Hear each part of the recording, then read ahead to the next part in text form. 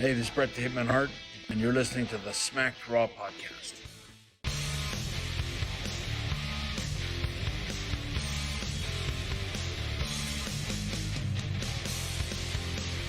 What? Okay, well, has this always been a thing? Where have I been? Hey, what's going on, you guys? Welcome to the AEW Dynamite recap, brought to you by the SmackDown podcast. I'm your host, KDW, or Katie, baby. Baby. There we go.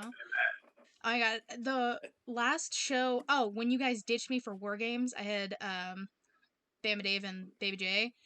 They didn't say baby, they just did it. It was so awkward. I was like, I don't know what to do. Oh, man. Rookies. I thought they actually watched the show. I know. But I'm joined by my usual band of misfits, RN and Kevin Crazy. How you guys doing? Smacked Triad. Great. Smacked Triad. Hell yeah. You know, it's been a very cold, snowy day. Indeed. Allegedly. Stop it. No. We didn't get as much snow as you guys. That's all I said allegedly. Like, it snowed for like 20 minutes here and we were done. Legit has been snowing since 10 a.m. and is going until 2 a.m. Well, my mom got a lot more snow than I did. She lives about 2 hours south. That's what she said. Oh. My mom did not say that. She is a saint. Thank you. Nah, but she got a lot more snow. She said she had like 4 or 5 inches already. Yeah, I think when we I talked have to her. like 6, 7. I don't know. Anyway, enough of the dad talk. We've been, yeah, that was the same. Why are we talking about weather? What the fuck is this? I mean, it was a good conversation. I'm glad we got it out of the way. Don't get me wrong, but We just gotta do a little small talk before we start talking about Dynamite. I'll be honest with you. We've been, like, it's been 50 or 60 degrees every Christmas for like the last 2 or 3 years, so. It almost looks like he's trying to look it up to remember That's the exact temperatures. What, you got your almanac over there? What's going on here? Yeah. His almanac.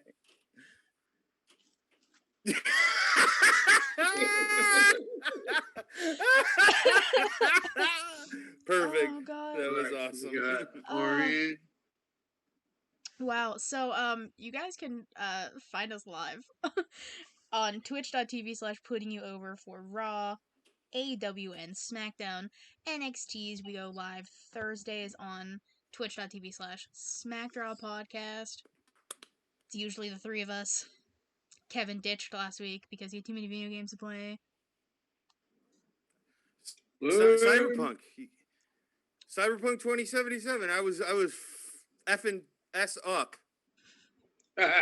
Good save. If you miss a live stream, we have the video form of the podcast up on our YouTube channel, youtube.com/SmackDrawPodcast. We're literally like 5 subscribers away from hitting 200, so please, I don't beg much, but please just go subscribe. No pleading from you guys? Nothing? No, I don't plead. Well, whatever. If you like to listen... I mean, you do it or you're stupid. Okay. That's the way I feel about it. Don't threaten the people now. I didn't threaten them. That's just telling the truth. Either you like this or you don't. If not... I didn't say... Kiss our beat, mother beat. I didn't say I was gonna like bust some kneecaps if they didn't, subscribe. But I mean, I'm not saying I won't. I mean, yeah, I'm with that. So we have the audio form of the podcast, basically everywhere. If you want to listen and not see all of this madness happening. And we are the exclusive recap for Wrestling News World. Shout out to D-Rod for getting us back on the website. We're back. Oh, D-Rod, thanks a lot. Thanks, D-Rod. D-Rod pulling through. So you can check out our recap on WrestlingNewsWorld.com and, bookmark that page. Make it your home for all of your wrestling news, wants, and needs. Check out the other articles, podcasts, and premium content they have. And everyone buckle your seatbelts because, Kevin, where can they go and what can they do to help support us?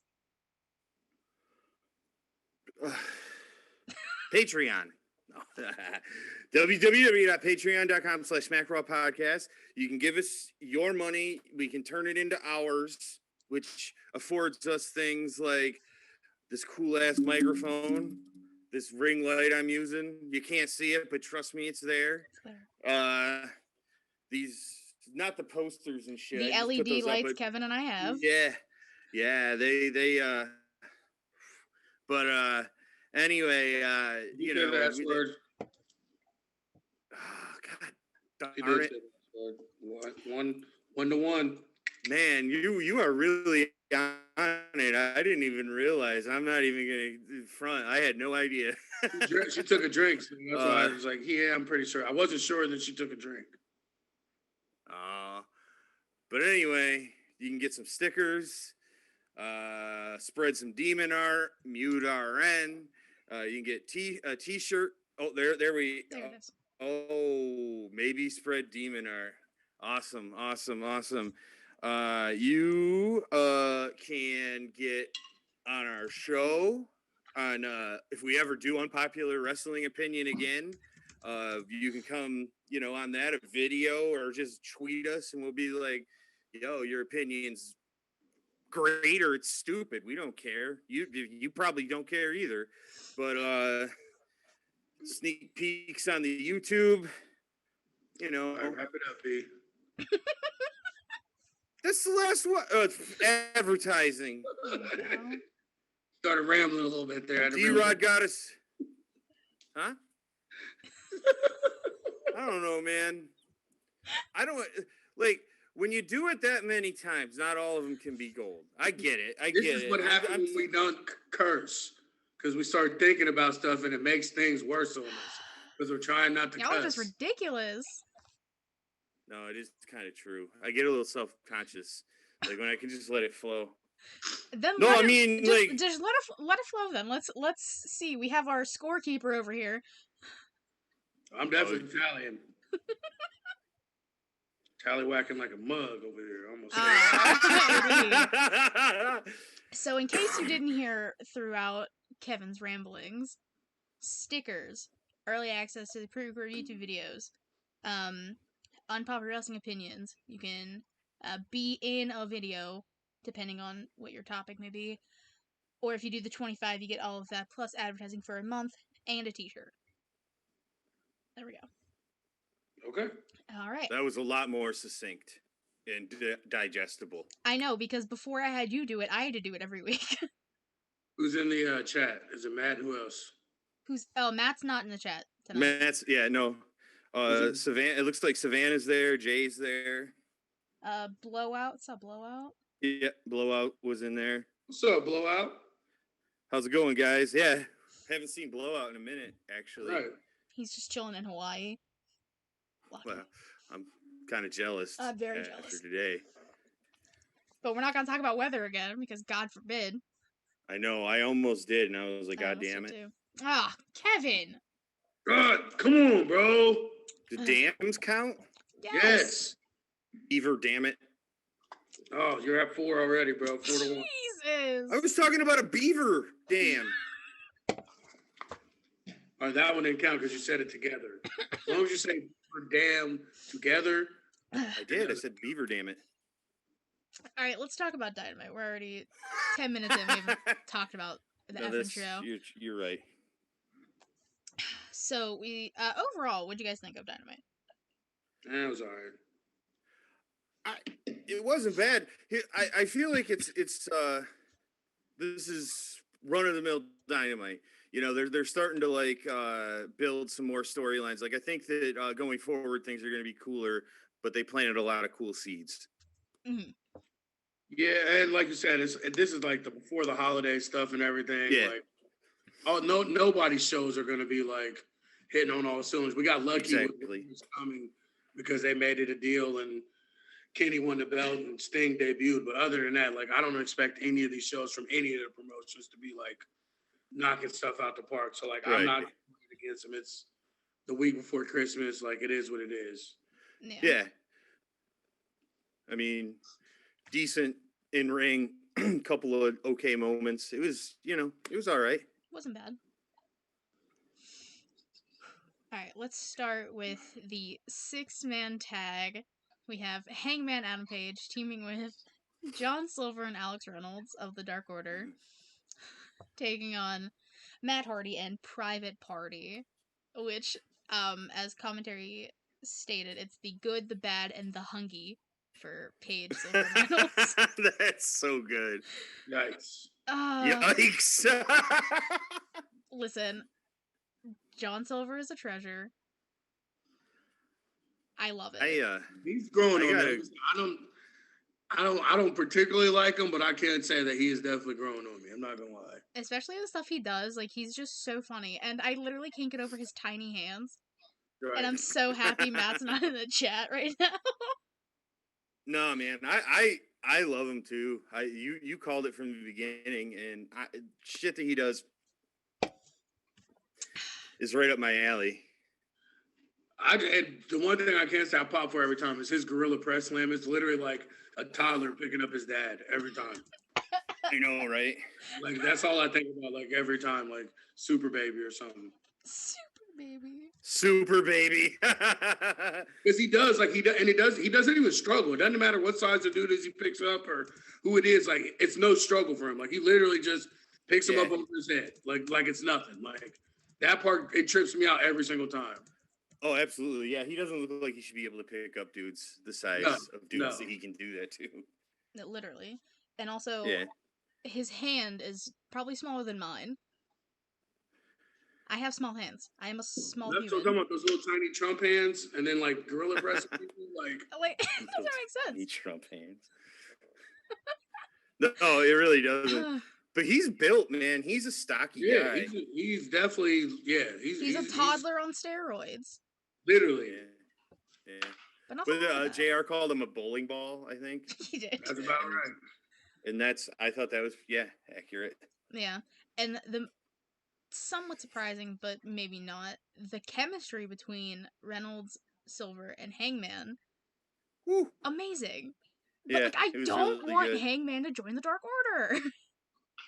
I kind of do, just because, like, I think, because they could take it two ways. Like, they can go back to being a little bit more dark and brooding, especially if Hangman kicks up the alcohol usage. True. Or they could go like just have a comedy portion of the Dark Order with the three of them. Because, right, like, this match show, like, they gelled ridiculously and their comedy timing together. And I think Hangman doesn't get enough credit for his comedic timing. Like, everybody, like, it's always, he's this serious guy, he's a contender and all that, but, like, he actually does have some good timing as far as comedy goes, and, like, being a great man to Silver and them's comedy. Yeah, I was surprised, honestly, that he was so good at it. I guess I shouldn't have been, because he's like, he's so good, you know? Well, I mean, he was the same thing with Kenny. I mean, Kenny was technically a damn goofball their entire time together. That's true. I just think that Cole, we're looking at the future of wrestling. Like, I mean, there's no other way really to like put it. Like, it doesn't matter if you hate AEW or not. If you can't tell that he's a top guy and will be a top guy, then you're just not. You're not good at watching wrestling. You're not good at watching. Not good at wrestling. Because, like I said, I'm the AEW hater. I can admit that, but I can also tell and look at and see that there's something there. And everything they've given him that should have been crap, he's turned it into gold every single time. To me, that's a world champion where no matter what you give him, no matter what you tell him to do, he can do it for you and pull it off. That's a world champ to me. Oh, for sure. And he probably isn't even quite hit his prime yet either. No, absolutely hasn't, for sure. So it's exciting to see where he's gonna go. Oh, I think he needs a better finisher. I'm not gonna lie. You don't like the buckshot lariat? I like it, but it's not like I don't think that's a top guy finisher. And like you said, like eventually when he's like older and shit, trying to flop over the top rope to do that move and stuff. You know what I'm saying? I didn't even notice. I also did not notice. As soon as it came out of my mouth, I noticed it. That's what she said. Oh, God. Oh, my God. But if you look on the other side of this 6-man tag, Private Party is doing 90% of the work. They end up hitting Gin and Juice on... Excuse me. God. The dopest tag team finisher in the world. It really is. It really is. They hit it on Reynolds. Holy crap. They hit it on Reynolds. I forgot for a second. But then Matt Hardy tags himself in and just gets the pin. And, like, you can see the tension brewing between the three of them. Like, get Matt Hardy away from them. Like, please tell me this is the end of it. Like, come on, man. Yeah, I hope so. And, I mean, it was awkward and stuff, but, like, if this is, like, this has got to be the beginning of the end, obviously, you know? And it's a good way to, like, turn Hardy heel, if that's what they're going for. He should have. And I'm... From the beginning, this dude, he should have been the one that was the Exalted one. I'm sorry. No, I agree. I agree. Yeah. He should have been the Exalted one. He should have been. I mean, I like Brody Lee, but Hardy would have been better. I'm just hoping that this is the end of the Hardy Party experiment. Seeing that. I mean, that name is dope, though. Hardy Party. That name is dope. I can't even hate on the name, but that's about as good as anything gets. Right? No. What name? Agree. What name is better, Hardy Party or the Hardy Bros? Hardy Party. Hardy Party. No question. I like the Hardy Bros. I don't care. Do you like Hardy Bros just for Riddle being in it? No, absolutely not. I wish Riddle was far away from that dope fiend as could possibly be. No, but I mean, it's still a dope name. All right, moving on. We got a brief interview backstage with Inner Circle. MJF holding a little plaque that the dinner debonair, the shirt Kevin's wearing, of course. Apparently New York Times said it was like the best performance of 2020 or something. No, that's legitimate. Like they really did. Yeah, I mean, I know he was really overselling it, but they really did give him some kind of a nod for that performance. Look it up. I'll trust you on it. Trust me, I don't want to look it up. But Jericho's basically like, oh, well, I mean, this clearly wouldn't have happened without me. Max is like, oh, I see you as a mentor, the GOAT, my best friend. The best part is, like, I can see all those people online saying I'm so much better than Chris Jericho, and we're not going to fall for that. Yeah. Max is a scumbag. I'm sorry. He is. I love it. That's why I love him. Oh, I love him. And then you can just see Jericho just, like, gritting his teeth. He doesn't even want to be there. He hates Max. He's so mad that Max is now in Inner Circle. Oh, yeah. He's over it. He's so over it already. Well, they already had to have an ultimatum 2 weeks into them being a whole group. As long as it doesn't end up with them broken up, I don't really give a crap how it plays out. Just as long as as long as the Inner Circle stays together. Yeah, like, I don't care if they throw him out, like literally DJ Jazzy Jeff style, like Uncle Phil him out the group. That's fine. Yeah. I the core of the 5 guys, the first 5 guys that were in there, please keep them together because the group is dope. But yeah, I could see MJF and Wardlow going. Hopefully. Yeah. Savannah in the chat says Sammy turning face. No. No. All right. Because I mean, not just saying that, because for one, that means they have to break up, which I just said no. And then on top of it, like, I think he's better as a heel. Like, everything about him is to me is better as a heel. Like, I know that he has face potential, and eventually he'll definitely get a face turn, but I hope it's they all get a face turn, not just one person and that person gets kicked out or makes trouble or anything. Like, I want this to be a stable that stays together. Yeah, no. I hear you, but here's what I was kind of thinking is that they would all except for that would be how they would kick MJF and Wardlow out. Like the inner circle would have a face turn, if you will, beat those guys up, and I don't know how exactly you do that, but you know what I'm saying. Like, anybody that goes against MJF is a face. True. That's true. Facts. It doesn't matter who it is. It just doesn't. Just facts. Facts machine. Facts to life. There we go. What a good transition into the next segment. Brandy and Cody Rhodes are having a baby. Yep. Like, congrats. Yeah. That was a cute little. I thought that was cool. Yeah, I liked it. And the little Gucci loafers, fire. The little Gucci baby booties. That was so cute. Yeah, that was awesome. Good for them. I think Renee, Mox's wife, tweeted that the wrestling pool in 20 years is going to be dope. For real. I mean, thinking about it, Brandy and Cody, Renee and John, Seth and Becky, and you even have Eric and Sarah Logan. So those are some dope babies coming out. And Apollo, his kid's only like a year, maybe. Oh, really? Mm-hmm. There we go. Look at that. Oh, and I always forget his name. Bray Wyatt and his. Yeah, they got two Street Profits, not Montez. What's the Dawkins? Yeah, he should have a kid because they just did a gender reveal. Ginger reveal. Ginger reveal. The kid's a ginger? Crazy. Hey, you never know.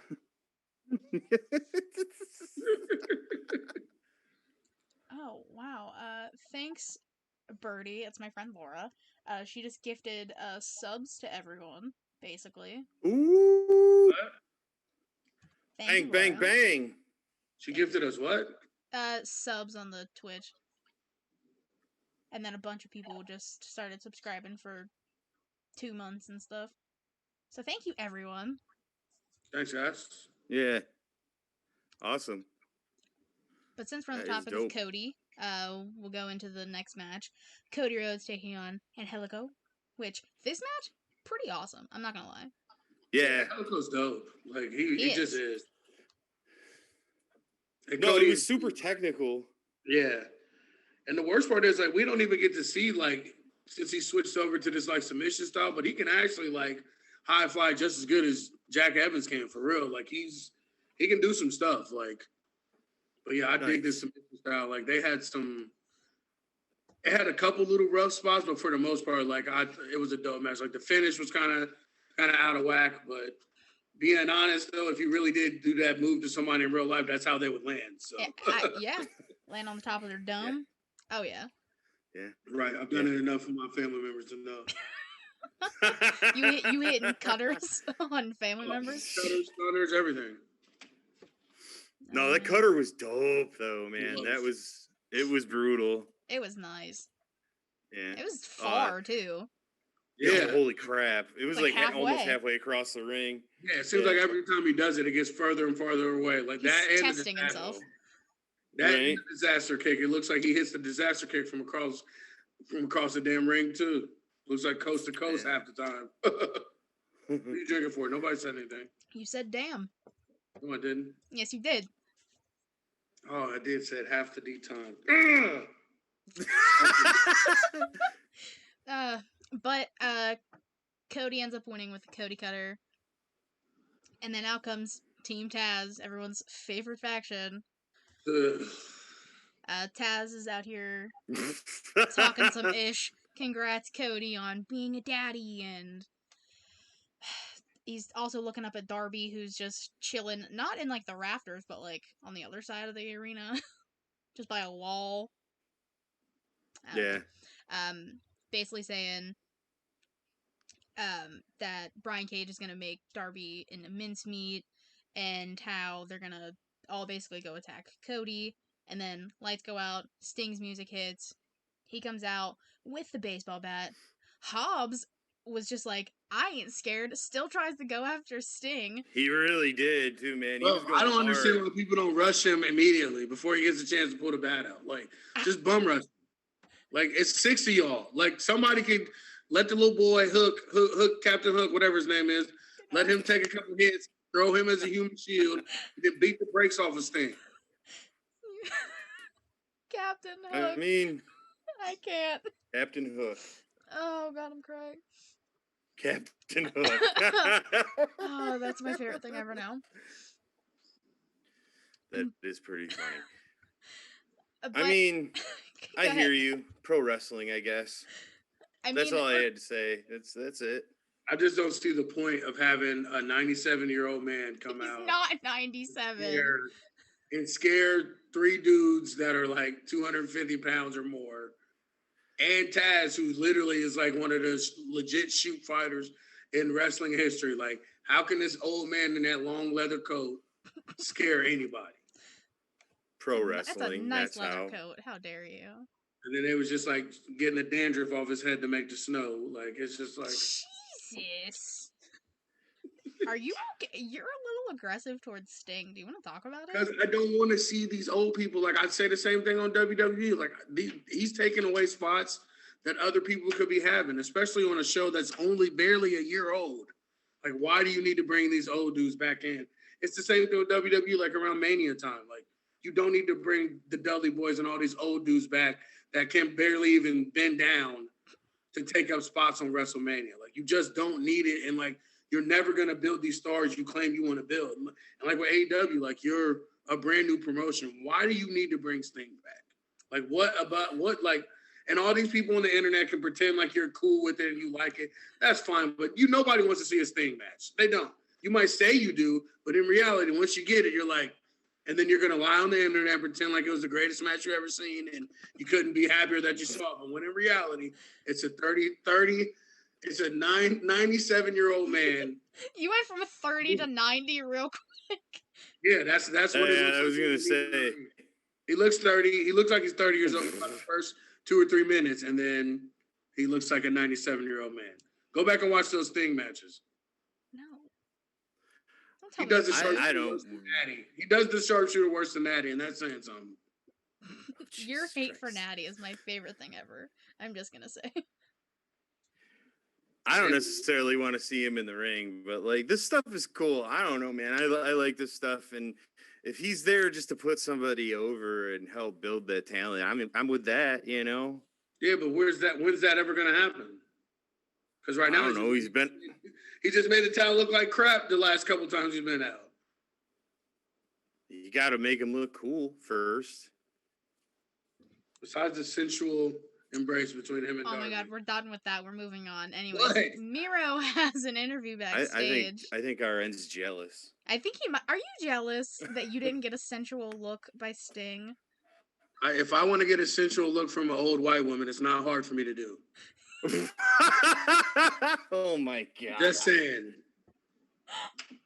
This show is bananas. Oh my God. I know a few women with Sting's haircut. It's not hard for me to get a sensual look. All right. Anyways, Miro has an interview, and basically he hospitalized 3 of the crew members last week, and he has a $75,000 fine. Which is that the biggest fine in wrestling history? Because that sounds ridiculous. It does. It does. Yeah, that. It's got to be close. Well, actually, you know what? It doesn't, because he did hospitalize 3 crew members and only got fined. So yeah, I mean that's true. I guess it does kind of make sense. But he said next week there's going to be the biggest wedding date announcement for Kip and Penelope, which I completely forgot that's the reason he was even brought into AEW. Right. Right. Like, nobody actually remembers this. And then Alex Marvez says something, and then Miro just goes, bah humbug, and he screams at him. Like, calm down. No, don't calm down. No, don't calm down. He needs to be unleashed. I like this, like, angry monster version. Like, just kill people every week. Yeah. That's what I want. That's what I want him to do, too. Savannah in the chat said, no one remembers Kevin Owens got fined $100K or something like that. No, I don't. I don't remember that. It's probably against I'll take Shane. your word for it, though. It's probably, Well, Yeah, I was gonna say, was it something with the Shane stuff or whatever? Had to have been. That's the only thing I can think of. Oh yeah. Probably was. So following that interview, if you can even call it that, we get Eddie Kingston coming out to the ring. He's saying he's about to address his enemies, which Eddie Kingston is so good on the mic. Why you gotta go at God though? Like, I'm still here, bro. Like, yeah, like what did God do? And he goes like God, like first, immediately right off the bat. And then he's talking about Pac, how he went back home to nurse his neck injury. He ain't never coming back. And then he mentions Lance Archer. Basically, as soon as he said Lance Archer, Archer's music hits. He comes out. They start going at it.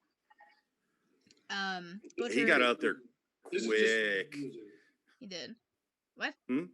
This is all too confusing for me. I'm sorry. Is it him and Lance beefing, or is it him and Death Triangle beefing? Like, what is going on? It's all of them beefing. They're all beefing, it's man. Like, it's a big beef pie. Kingston is the focal point of everyone's beef, basically. I get it. But you got two angles going on at the same time with the same person. Yeah. It's layers to this ish. That's not like layers. Ogres. Ogres have layers. A-double-S. Stop it. So Archer comes out. They start fighting. Butcher and the Blade come out. It's a 3-on-1 assault. Lucha Bros appear in the ring behind Kingston and Butcher and Blade. And then Pac runs out. And then it becomes 4-on-1. There's not a lot of assault. And then Pac and Archer start arguing a little bit on who gets to basically murder Eddie Kingston. And then Kingston, Butcher, Blade, and Bunny, who is just standing there screaming, leave. Yeah, all right. Yeah, it was strange. It's a lot. And then on top of it, Phoenix is getting a title shot next week. So it's like 16 things wrapped into one. Yeah. Yeah. It's gonna be a no for me, dog. It's a no for me, dog. I mean, I think jury's still out, to be honest with you. I mean, maybe too many cooks kind of a thing. Yeah. I hear you, but like, it might work out. I mean, if it ends up just being I don't think it will. If it ends up just being a feud between Kingston, Archer, and Pac, I'm down. Like, yeah, if that's excluding Lucha Bros, excluding right, that's Botcher and Bland. If they went that route, like, or were kind of setting it up like that, I'd be down for it too. But right now, it's not, because now it's him in the crapper in the Gage versus Death Triangle, and then what's Lance Archer doing? I mean, and then Ray gets a title shot. So it's like, what is going on? There's a lot. It's a lot. I know. I don't write the show.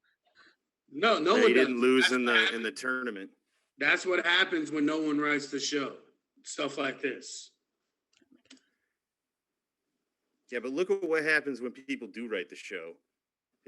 I'm not saying that they need a booking nerds with some nerdy little 12-year-old white dudes telling people what to say, but they need somebody with some sort of oversight. No, I hear you. Like this, like, come on. This is a bit of a cluster bang, if you will. This is when there's no quality control. Yeah, things like. But this. I mean, the thing is that, like, at the end of the day, there is like context for most of that stuff, but it's just a rigmarole. Like, it's too much. Like, and I could tell too. Like, even if the TNT title was involved, like, that would make more. Like, if we had all this going on, that would make more sense, because we're fighting for the title. And then, like you said, we get a 3-way out of it with Pac, Eddie, and Archer. But like, there's nothing on the line. Like, like, there's nothing to hold this together. Like, it's just Eddie the talking fact crap that about Eddie wants their Pac and Archer just want to kill Eddie Kingston. That's that's what I'm saying. That's it. That's a pretty good reason. I mean, it is, but I mean, like, with all the moving parts, it's not. Like, if it was just Eddie and the shitter and the Gage, I'll take that one. You know what I'm saying? Like, and then, like, they were in it with Pac and him and Archer kind of like tagged together to, like, you know what I'm saying? Like, if it was any different types of ways, but how they have it set up now, it doesn't make sense. No, I know what you're saying. No. If we eliminate execution leaves a little to be desired. Yeah, if we eliminate the other men and leave it to the 3, it'd be better. And It'd be dope. And the Archer part, I get it. They want to keep Archer on TV, and they want to keep him like fresh in the fans' mind, especially after he lost his title shot and all that. So, like, I mean, I get that part. When like, just leave it at that. Like, why do you have to have Death Triangle a part of it? Like, there's like 19 other tags that they could be in the program with. Like, I'd much rather see them versus Top Flight than Jericho and MJF. You know what I'm saying? Like, there's plenty other things you could be doing with Death Triangle than sticking them with the shitter in the gauge. I'll take 5. You guys are haters. But we're just gonna move on. Look at him drinking that haterade. We're gonna move on. No, but I hear you. Is there like, a good way to get the TNT title involved in that would, do a 3-way friggin' triple threat between those 3 dudes, and then whoever wins gets the next TNT shot. Right. Boom. There. Easy, and that would be a dope rivalry. But yeah, they're not gonna No, probably not. Well, because the TNT title's locked up with Team Taz and Sting and all of them. Mm-hmm. Yeah, I know. All right. But that would be dope in a real easy way. Right, Katie? Katie, do you think it'd be good? Kevin, hey, shut up. Hey, but my idea, fantasy booking. Oh my god. Anyway, Dustin Rhodes has an interview backstage. And he's basically saying number 7 was a bad idea back then, and it's a bad idea now. And this is a quote, this isn't me swearing, he's gonna kick his ass, him referring to Evil Uno, next week. He's cutting the same promos he was cutting in like USWA in like 1984. Yeah, I'm over Dustin Rhodes. Like, literally yelling at the screen like, "I'm gonna get you!" Literally cutting those same old school Mid-South promos. Like, come on, bro! Like, get him off my TV screen. Like, I'm getting to natty levels with. I'm getting Dustin to natty levels. I love that the people you hate the most, so like Butcher and Blade and Dustin, have consecutively been on TV every single week. This is what happens when your brother is an executive vice president at a company. White wrestling privilege. Triple W. Jesus. Well, I mean, I don't tend to disagree because it's like, what other reason would Goldust still be on our TV in 2020? Honestly, like seriously, like if somebody can give me. And like I said, I'm not hating on the guy's like physique and everything. He looks good to be in his late 50s. He's still good in the ring. He's still pretty decent in the ring. But what reason is Goldust on my TV this many times and this much airtime weekly? Pay-per-view match. Super winning record with him and his tag team with QT Marshall. That's another. Well, yeah, QT I think hasn't been on the TV only person in like you hate more. They've won like 20 matches in 2020 But QT hasn't been on they TV did win an atrocious in a while, amount so you should matches. be happy about that. That's a win for you. That was just like 2 weeks ago they were on TV. They had that match. What are you talking was it about? Yes. When was that bunkhouse match? It was less than a month ago. Savannah, if you're still here, when was the bunkhouse match? Please let me know. Because that's the last time QT was on TV. It should be the last time he was on TV. Oh my god. Alright, we're moving on to the 12-man tag. Originally, it was 14, but Wardlow had family issues, so he couldn't make the show, and so they also took Brandon Cutler off Best Friends and Friends team. Oh, who's that? What was his name again? Brandon Young Cutler. Bucks Yeah, Young Bucks best friend. Well, he got cut, so there you go. There's your thing. Didn't they take Orange Cassidy off? Wasn't he? No, Cassidy wasn't a part of the match. The Friends and Family discount. It was Best Friends, Top Flight, and the Varsity Blondes taking on the Inner Circle. Gotcha. And Orange Cassidy was on commentary. The headset wasn't even plugged in. He's sleeping. He was sleeping upstairs. Just that was hilarious. Savannah I love did Orange say Cassidy, like 2 man. weeks ago, which put a question mark after it. Bro, time's not real. I don't know. It wasn't that long ago. Yeah. No, it wasn't that long ago. It doesn't feel like it was that long. I don't know. Legitimately, it was definitely less than a month ago. I don't know. Real to me. Well, only to you. So the 12-man tag happens. There's the 6-way hug. Basically everyone on to give the people what they want. Exactly. Allegedly. Stop it. How dare you? I like that almost everyone on, well, basically everyone on the Best Friends and Friends team got like a little moment. Mm-hmm. Like especially Top Flight. Bro. Right. Oh yeah. These guys are so good. Again, this goes back to Jericho being willing to give them that time, because any other star in his position is not letting these young dudes get over like that. Mm-hmm. Like this is a man that knows I look better if my opponents look good, so I'm gonna shine them up to make me look better. Like I don't understand why so many wrestlers throughout the history of this damn sport never got that. Like you want your opponent to look bad as hell to make you look good. Like I never understood. That's why I love Jericho so much, because like I said, there's no way any other top star would have let any of this get off on him like this on a random Wednesday night in December too. At that. No, yeah. No, for sure. But you're totally right. I mean, the harder it looks like your opponent is hitting you, the tougher you look, you know? So right. So the end of this match, we get Hager attempting the weakest F10 in honor of Wardlow. It was awful. It was really bad. And then MJF once tagged in for the pin. Inner Circle wins. There's a nice beatdown happening. Top Flight end up taking out Jericho and Max, so that is leading to a tag match next week between them. But Top Flight, they're so young. Like, I forget which one is 19. 19! A high yellow one is 19, I'm pretty sure. I'm sorry, what? A high yellow one. Like the high yellow one? Yeah, the one that looks like he's almost white. That guy. Dante. I think his name's Dante. Yeah. Yeah, I think you're right. Well, and his brother's only like 20 or something He's like that, isn't 21, he? Like 23 or something. Yeah, he's not that. He's like a couple years older, but they're still early 20s. Yeah, like young. I say as I'm 24, but. But my thing is like too is like everyone always feels like they're. Why do we have to put an age cap on people getting over? Like they're clearly good in the ring. They've showed out every opportunity they've had. Like why can't we give them their roses and put the chip on them now? Like why not? Like give them a shot. Like to me, like that. I wish more companies did this. Why not?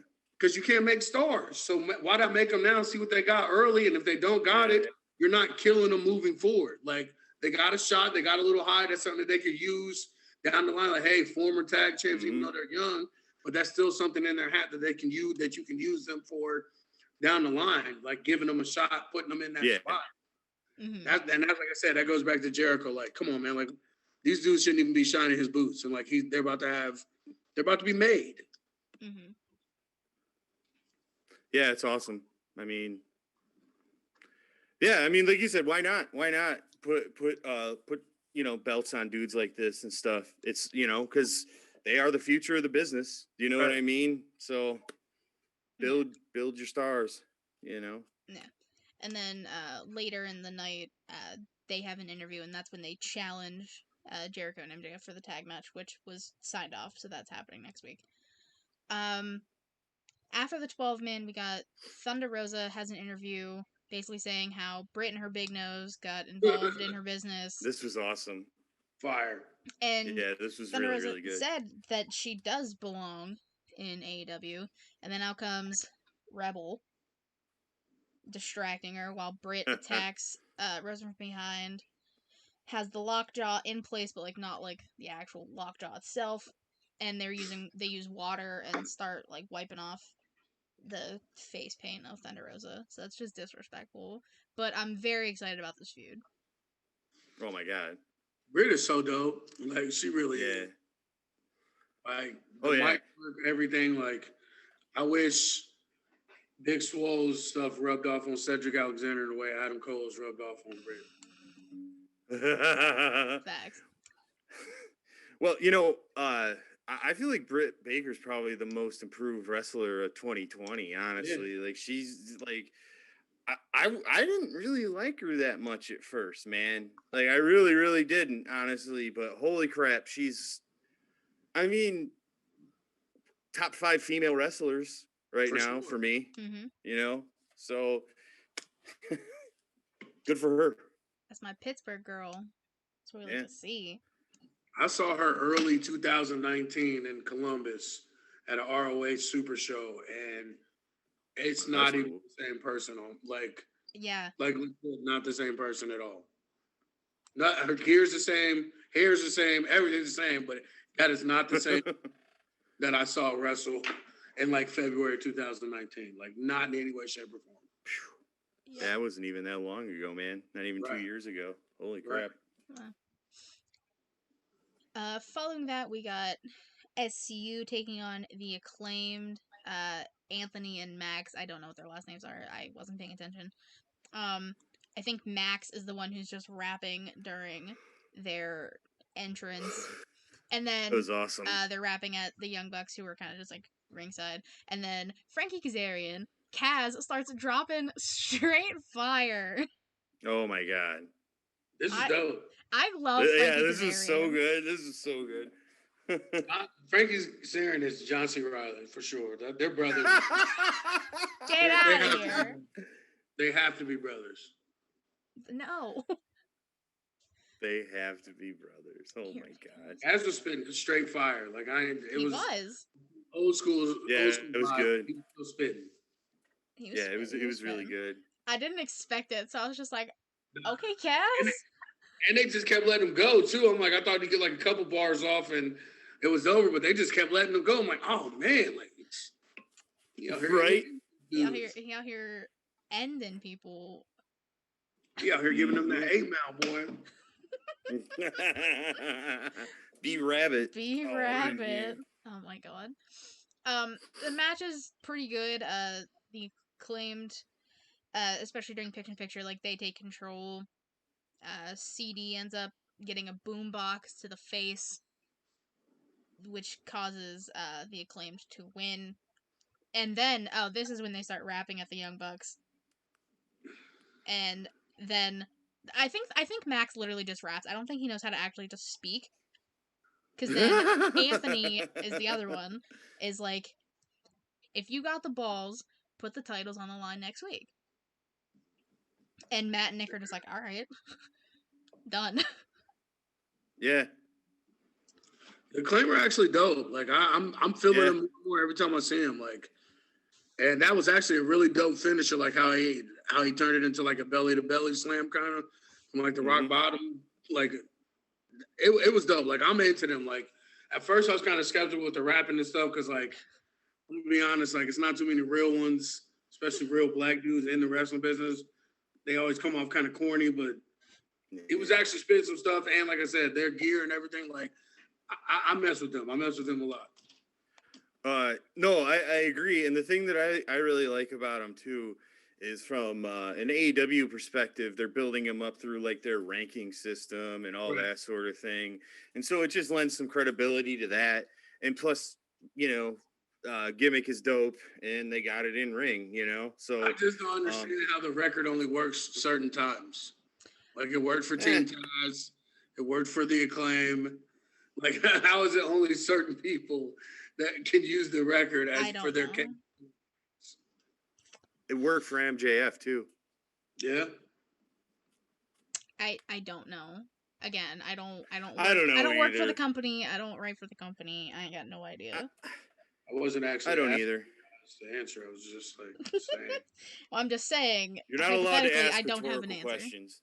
Just offering my opinion on we're doing a wrestling show. Don't ever do it again. You're not allowed to on this show. Kevin, you're not the host. You can shut up. I can't do that. I have a lot to say. I have a lot of opinions I need to get across. Kevin, shut up.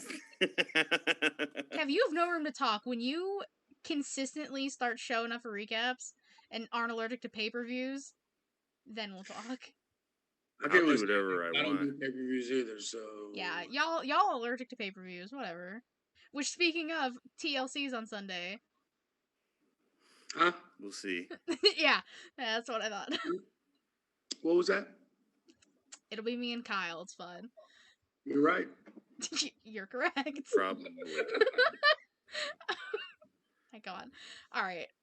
Before the main event, we got women's action. So we got I got a lot of video games to play. Ivelisse and Diamante taking on the NWA Women's Champ Serena Deeb and Big Swole. I mean, good match. It was alright. Like, all four women are great. Yeah, they just didn't have chemistry, which is fine. Yeah, I was gonna say some spots looked a little off, and I also never realized how small Diamante was. She's short. Yeah, she's tiny. Yeah. She's like Leela Hirsch She size. is really small. And they haven't wrestled that much either. Like, they haven't been on TV for a while, right? They haven't been on TV since Ivelisse got into it with. Wasn't it Thunder Rosa that she got into that with, or was it someone else? It was Thunder Rosa. That's what I thought. Yeah, Well, she hasn't. That was a while they were on ago. TV briefly last week when they were. Well, I mean, like attacking- actually, like wrestling on TV. Wrestling, yeah. But Yeah. I was like, how'd this match end? Swole locks in the Clearwater Cloverleaf for the win, and then Nyla Rose and Vicky Guerrero run out, start attacking. Like, Vicky got some kicks in too. Yeah, and Nyla, she destroyed. What's the champ? I always forget her name, but she Serena Deeb. Oh my God, Yeah, she took she her out. She wrecked her. But then out comes Red Velvet with a save with the chair, hits Nyla right in the back, and then they all scatter. But now this feud got messed up. I mean, you could say, because Brandy's pregnant, so she's not going to get involved. That's what I was about to say. Like the whole point of this feud, she's not going to be out there that much. Well, I guess she still can come out manager wise, but she can't get involved in the feud. Yeah, she's not taking bumps or anything. Which also means we probably won't get Jade and Shaq for a while, which I'm okay with. Yeah. Well, I think Jade Cargill is compelling. I'd like to see what she can do in the ring because she is ripped. Oh my God! Like I don't know. Get some like Black Rhea Ripley stuff from her, like legit. Yeah. Yeah.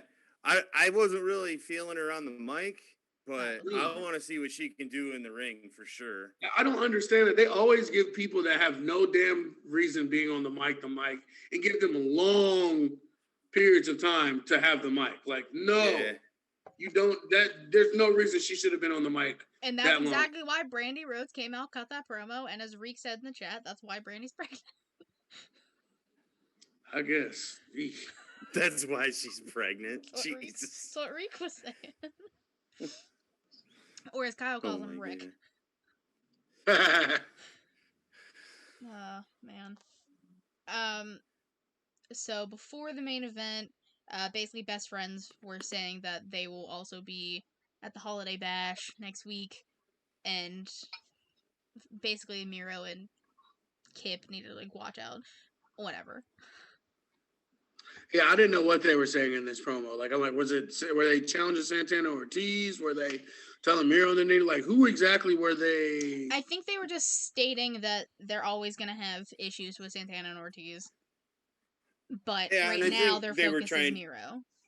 Yeah, and having Cassidy's back, I think. But yeah, it was a little strange. They are the worst at having Cassidy's back. No, I mean, you're right. Oh, man. They do take their damn time. Beaver, damn it. Don't worry, Ariane. I took a sip when you said it before too. No, I'm keeping that. So for Holiday Bash next week, which we don't know the recap situation for next week because next week's Christmas, so just stay updated on our Twitter at SmackDropPod, and we will let you guys know what's going on with all of the recaps for next week. But TLC will definitely happen because that's on like Sunday. But for Holiday Bash next week, we have the Young Bucks taking on the Acclaimed for the tag titles. Jericho and MJF taking on Top Flight. Sheeta will be in action, which means Abaddon will probably show up. Facts. Yes. Next week's show is gonna be fire. Yeah, it looks really good. It really, really does. Dustin Rhodes taking on Evil Uno. Pac taking on Butcher. So there you go. Butcher and Dustin on the show next week. And then Jurassic Express taking on Cole Cabana, number 10, and someone else from Dark Order. I just don't remember what number. I can't remember. 7 or no, it was 5. I think it was 5. I thought 5 was John Silver. I don't know. I think you're right. I don't know. I don't know either. But it's not I John don't really Silver. care. So my thing is, they're not having New Year's Revolution. Well, they're still having Revolution, but it's not New Year's Revolution. I think it's not till like January 27th. Revolution's in February. Yeah, that's when it is, February. Yeah, it's like February. They're like towards the end of February. Yeah, it's like the end of February is what I'm saying. Like, yeah. I don't know. Me either. We got a little video packet of Jurassic Express. FDR comes out and they're all mad about it. They're screaming into the headsets, and it's so hard to hear and understand what they're saying. Because they're not saying anything anyway. Like, they're cutting the same promo they were cutting in WWE. Top guys out. Same thing. Fear the Revolution. Yeah, instead of Fear the Revolution. Like, nothing about them has changed. I don't even want to get back into this. It's put in the box. All right, put in the box. Kev, box. 2-pack. You're gonna cuss a lot if you don't put it in the box. That's true. That is true. I'm sorry, they're bums, bro. I don't know any other. Wow. I think that should count as a cuss. Bums? No. Bums. Yeah. Lord. They're bums, man. Like I said, I don't necessarily think that they're bums, but what they're doing now is bummy. Like, they're not doing anything that's of substance. It's trash. It's bummish. And they're still the revival. That's all I'm saying. They're still the revival. I'm okay with the revival. I would be too if they were in WWE or if they were in like NXT or something, but like, you left for creative control and creative freedom, and you kept the gimmick of the people that were oppressing you. That doesn't, like, I can't get over that. I can't get past that. Maybe down to the gear. They're still wearing the FTR gear and everything. They didn't even change their gear up. At least Cody like redid himself when he left WWE. Like, true. Cody's a poser. No, I'm pretty sure the Revival are posers. Even Gene Ambrose put on pants and stuff. Like, get out of here. No, seriously. Like, I mean, if even though at least he changed his look, like, he did, and the way he talked and stuff. Like, at least he changed something. You know what I'm saying? Like, even though he was still essentially Dean Ambrose, but like there was a visible and like a tangible change in John Moxley from Dean Ambrose. No, I know exactly. Besides the name change, you know what I'm saying? Like, there was something. Like, all of them have something. The Revival are still the Revival. They're just the Revelation or whatever the hell they are now. Whatever. I don't care. Put in the box, guys. And creative freedom like that might mean that they were just like, bruh, we don't want to do Uzi hot freaking promos anymore and stuff like that. I or think like every weird week we talk about FTR, my back, you know. Kev brings up Uzi hot. Every time we talk about FTR. Well, every time. Well, it's every time. Rob loved it, first of all, so God rest his podcasting soul. Rob is not dead. That's what I'm going to say. Wait, what? I missed something? I was like, what did we No. miss? To the best of my knowledge, Rob is still alive and well. I don't want to put that out there. I was like, what, Rob? No. I didn't mean to scare you guys like that. I was about to wait. What happened? Nobody said it in the chat. I'd be like, that would be like an announcement, like not an actually pregnancy promo. Like, you know, moving on. Oh, man. No, but I mean, the point I'm making is that, like, they don't have to do stuff like that anymore, and they get to say and do what they want, more than they did. Because they're still saying the same stuff they were saying in WWE. There's top guys out and everything. All right. So, Box. Put it in the box, boys. Put it in the box. I'll box. I swear to God, I'm gonna fight you, Kevin. All right, main event time. Now that I kind of gained my composure back, it was a no no DQ AEW World Title Eliminator match. So basically, if Joey Janela beat Kenny Omega, he would get a title opportunity because Kenny did not get to face Joey Janela because COVID. Which That's my thing basically the is, premise. literally in the history of wrestling, if you beat the champ, you get a title shot. Yeah. They didn't need to make it a special match. I think they mainly just put like the eliminator part on because that's what the tournament was called. No, yeah, the one you couldn't remember. Yeah, now that I remembered because I wrote it down. You know what? I did my best. Of course, Don Callis comes out with Kenny.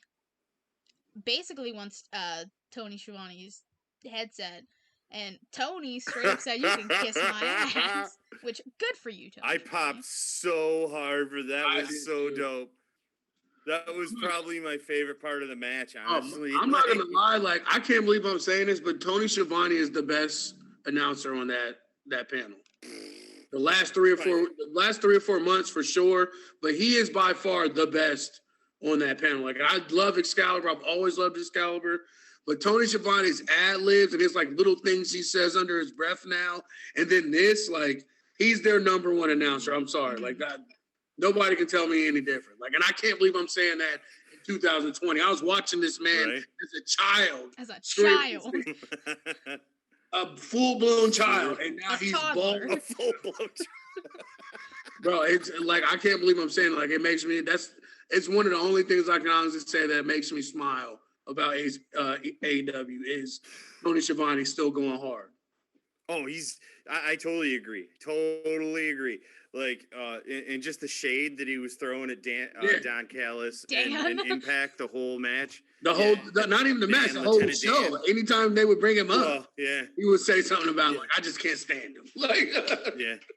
Well, what was it? They said in Omega's entrance, it was like he showed up on Impact to triple their viewership or something, and Schiavone goes, "Well, I'm glad we were able to give them all 6 more viewers that they got, or something like that. We got them to go from 3 viewers to 6. yeah, that's right. Like just dope. That was dope. And how he always sneaks in calling Britt Baker a bitch. He does. Every time. Always. He doesn't flat out call her one. He'll say she's acting like one, or he finds some way to sneak the word bitch in anytime Britt Baker comes on the screen. Well, he will call her the baddest bitch on the block or something like that. But that's something that Britt Baker started doing on her own, though, wasn't it? Yeah. If I remember correctly. Okay. Yeah. And that's another thing they need to keep doing. They need to put them back together because that was comedy. Oh, God. Gold. I mean, but that's mainly because she was like, and they didn't have anything else for her. Yeah. Right. But I mean, still, like, Hogan had Mean Gene, 90% of his career? That's also true. Why can't you have your own announcer? Like, why not?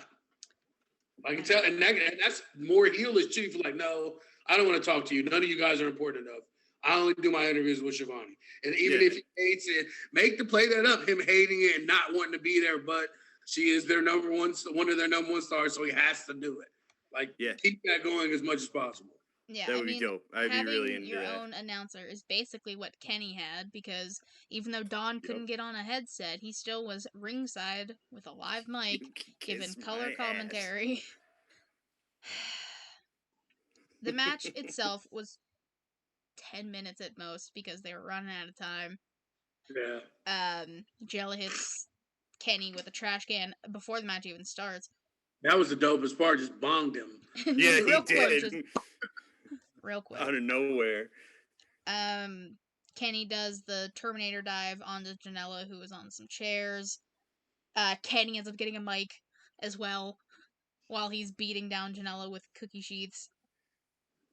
Cutting promos the whole Cutting time. promos. Moonsaults with trash cans. Double stomps on the trash cans.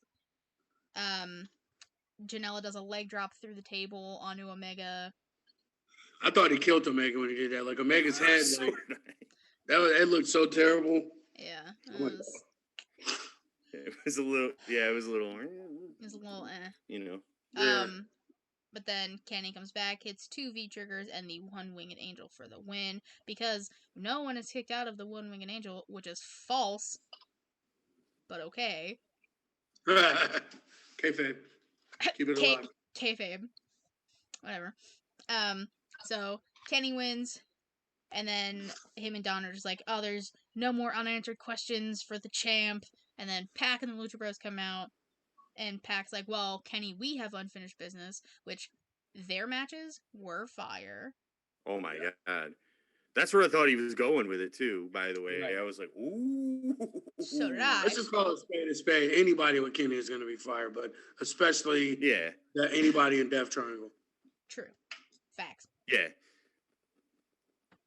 Not that I'm not excited for what happened. Don't get me wrong. Well, you know. Yeah, so basically Pac said, well, Fenix never lost the Eliminator thing, technically, because Penta replaced him. Right. And basically Don's just like, well, listen, kid, wrestlers don't tell the champ what to do. And Pac's like, well, actually, I do, because Tony Khan made it official. I think they said for like 2 weeks. I think they said the 30th. Yeah, I think the 30th. I think you're right, yeah. The 30th is going to be Kenny versus Rey Fenix. And then they just go off air with Kenny throwing a temper tantrum. Not gonna lie, really thought the Good Brothers were gonna pop out. Yeah, we can talk about that too while we're here. Might as well. Kenny's going to be on Impact pay-per-view. Hard to Kill, yeah. Yeah. Which I might have to order that. I'm not going to, because it's more pay-per-views. Well, I'm saying maybe. The only reason I'm down to going half again because they're on Saturday nights. Well, there you go. That might be just the little push that I needed. No, I'm keeping up with the Impact because I might have. I'm already this far in. I might as well. I mean, it might turn into me doing a recap. Might be a one-man thing where I just like watch it during the show or whatever. But yeah, we're coming up with ideas. We got ideas. Nice. Scheming over here. Yep. But well, with the Good Brothers, Kenny Omega talk, like Gallows and Anderson were just tweeting, like talking about Florida, talking about Dynamite, and I was just like, if these MFers show up on Dynamite, I'm gonna lose it. I thought for sure that's what was going on. And they've said Bullet Club by name a couple times on a few times. Yeah. Mm-hmm. Well, there's still rumors they might be working with New Japan too, you know. So who knows? Right. Dude, that'd be so dope. Oh my God. Oh yeah, and Tom is just like tweeting a bunch of stuff too, talking about Bullet Club, and I'm just like, oh my God. I want to see it happen. I want to see it happen so bad. I just want to say, I told you so to a lot of people that because people are, they're never going to do anything with Impact. They're not going to put their champion on Impact. Not only are they putting a champion, they're putting the champion on Impact. Yeah. Not even like the TNT champion, the tag team. No, they're putting the world champion. Like probably the whole face of their promotion, really. And an executive vice president. Yeah. Well, that's what I'm trying to say. Yeah. Like even if he didn't have the belt, that's a hell of a guy to send. Well, my thing is like it goes back to what we've been talking about. What I've been giving them crap about is the nepotism. This dude is really like his uncle and like his mentor, and he's the executive vice president for another company. Why would they not make a working relationship? Like I don't understand like why this caught so many people by surprise. Like as soon as I found out Don Callis took over Impact, and then when he was coming and doing Omega's matches, I'm like, they're gonna end up doing something. Like I know for yeah, they have to. Well, as soon as he did the commentating for the one match, I was like, yep. I think it was the Hangman match. Yeah, it was at Full Gear, and I was like, oh shit. And I can tell I've been trying to get you guys on this bandwagon too, but like since he took over Impact, like you can tell there's a tangible difference in the product, and all those guys that got fired from WWE that they picked up are dope. Yeah. Like EC3 had a fire feud with Moose. Mm-hmm. Like the Good Brothers are the tag champs. Like they've picked up some guys and are doing well. And Deonna Purrazzo too. Deonna Purrazzo, she's the women's champ right now. Well, she was up to the pay-per-view. I haven't watched the pay-per-view for the last pay-per-view that just happened Saturday. I think she still is. So yeah, like I said, and Rich Swann, he was going against Chris Bay, but I mean, there's a bunch of like former WWE guys that aren't like, they weren't really WWE guys that long or really what you think is WWE guys, and they are doing their thing in Impact. Like it's fire. I saw nice. Before I got off air, I saw a picture somebody tweeted that in March, I think it was literally back in March, that Good Brothers were chilling with AJ on Raw. Right. Now here we are in December, and they're thriving as tag champs in Impact. It's so crazy. Right? Because they were part of the Boneyard match. They had a spot. They were, yeah. They were, yeah. Well, that's not Eric Young. Like he hadn't been on WWE TV in 9 months. He was the world champ. He was just TNA's champ. Dude. Damn.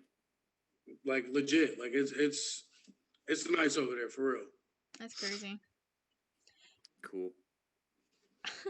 Yeah, like I said, I watched most of the one episode. I really, really liked it. Crowd thing's a little jarring, but it doesn't ruin it. Black man wrestling for the title. I'm here for it.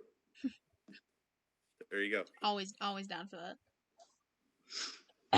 Now, RN, do you want to give the numbers of how many times everyone swore on the video, or do you just want to wait until after we stop recording? No, we give it now. We got 7 for Kev. Wow. 8 for me and 3 for you. Me? I can't believe. Yeah. Wait, how? You curse. What do you mean how? You said the D word and you said the S word once. Boom. That's very possible.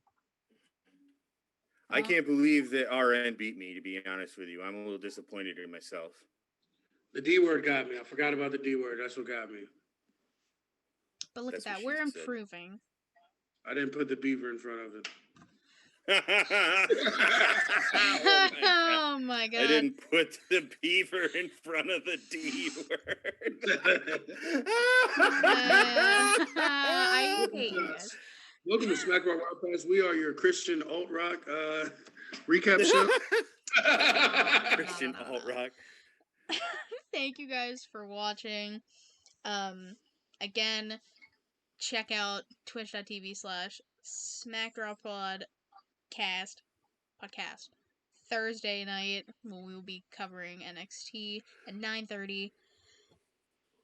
Stay tuned to this Twitch, so twitch.tv/puttingyouover, where we have this SmackDown recap on Friday, and we will have the TLC recap Sunday night. Where I may or may not be there. Kevin's probably not going to be there. Don't hold your breath. That's probably true. And again, in regards to all the recaps for next week, just follow us on Twitter. Stay updated at SmackDrawPod. Kev, RN, anything to add before we go? No. God bless you from the Smack Rock Podcast. Although Dynamite wasn't as dope as watching the Bills handle the Steelers Sunday night, it was still pretty fun. That's what I had to say. Okay. I hate you, Kevin. All right, goodbye, everybody. Peace out, y'all.